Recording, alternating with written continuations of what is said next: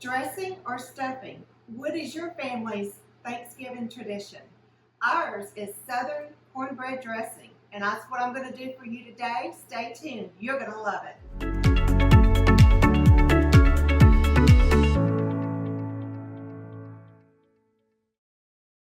So this is my favorite cookbook, the Southern Living Cookbook. Great recipes are in here, and today we're going to make their old-fashioned cornbread dressing. So the first thing I've done is I've chopped up 3 celery stalks and 1 medium onion. I've melted 1/3 cup of butter, and I'm just going to saute this slightly, just slightly. We'll let that do its thing. All right. And then over here, I have got 12 pieces of bread. It needs to be at least a day old, so a little bit stale is okay. And only thing you're going to do with this is you're just going to cut it up into little bitty pieces. And you can also use your hands and just tear it into little pieces if you want to. That will work. Got all of that. Got that in my bowl. Alrighty. Now I make cornbread. And this is just a normal recipe of cornbread. You can buy a quick mix and mix that up. There is a recipe that we're going to provide for you that shows you how to make cornbread from scratch.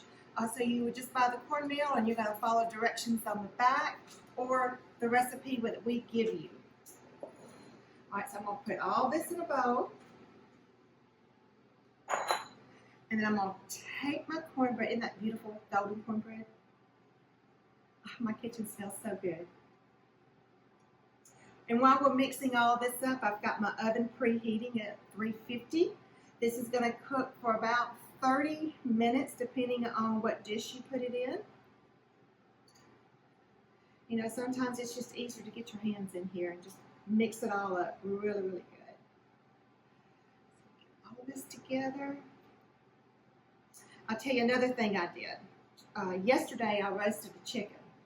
So last night before I went to bed, I pulled out my slow cooker or crock pot, also known as a crock pot, and I made my own chicken broth. Now you can buy the store-bought, and that might be a lot faster to go ahead and buy, you know, the store-bought. But just threw the bones, I deboned the chicken, threw the bones in the crock pot, filled it with water, some salt, peppercorns, onion, carrots, and celery. And I just let it sit all night and do its thing. So I've got 2 eggs. I'm going to beat those up. I've got my spices. I've got rubbed sage, salt, pepper, and poultry season.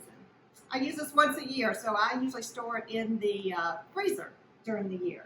All right, so I'm going to give this a quick mix. Let me just check on this real quick. You know, if you go ahead and prepare some dishes right now for Thanksgiving, it'll take a lot of stress off of you. You could cook this one or not cook it and freeze it. And then pull it out the day before Thanksgiving, let it thaw, and then you're good to go. But if you do cook it, make sure you've got some chicken broth when you try to warm it up, because you may dry it out just a little bit. So you may need to add a little bit moisture to it. So isn't that beautiful? Nice and brown. It's about 2 to 2.5 cups. I think I've got just over 2.5 cups. But when I made it from scratch, I got about 7.5 cups. And I put the rest in the freezer, and I'll pull that out throughout the season and use it for different recipes. Maybe even some chili or some soups that I want to put together. I'm just kind of mix this up real good.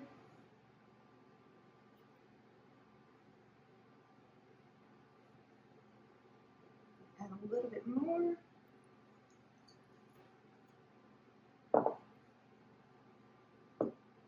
Now when I did make my homemade chicken broth, I didn't put too much salt in it because I don't want to over salt it. I'd rather control the salt by adding more to the recipe. So be sure and do a taste test and see if you need to add any extra salt. And this is cooking right up. Okay, so I have sauteed my celery and my onion, and I made sure it's really soft because my family, they do not like crunchy things in their cornbread dressing. And I'm going to just dump this in.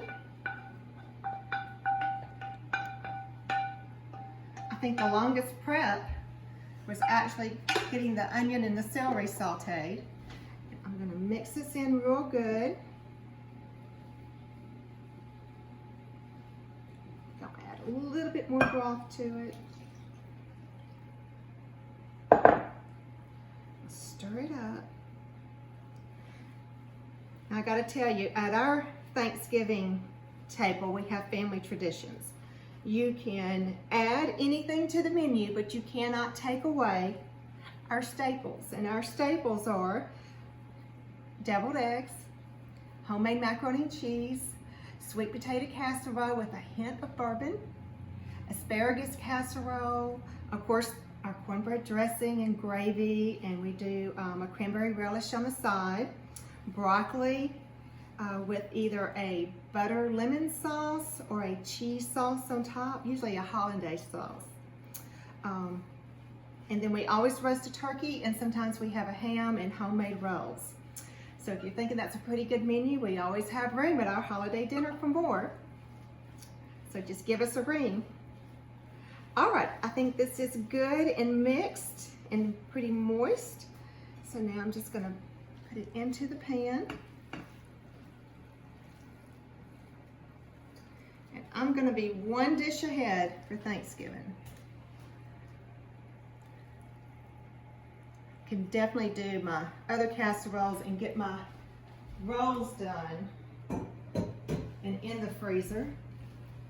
So I'm gonna just spread this out. I'm not gonna pack it down. I wanna just kind of make sure it's spread evenly throughout. And about 30 minutes in the oven. And we'll come back when it's done. Okay, so it's fresh out of the oven and I can still hear it sizzling. And look how beautiful, look how brown, golden brown it is on top, and you can see the celery pieces throughout. It's just beautiful. And let's just see, let's take a quick little bite. Look at that. That look good? Well, thank you for watching, and we wish you a happy Thanksgiving from our family to yours.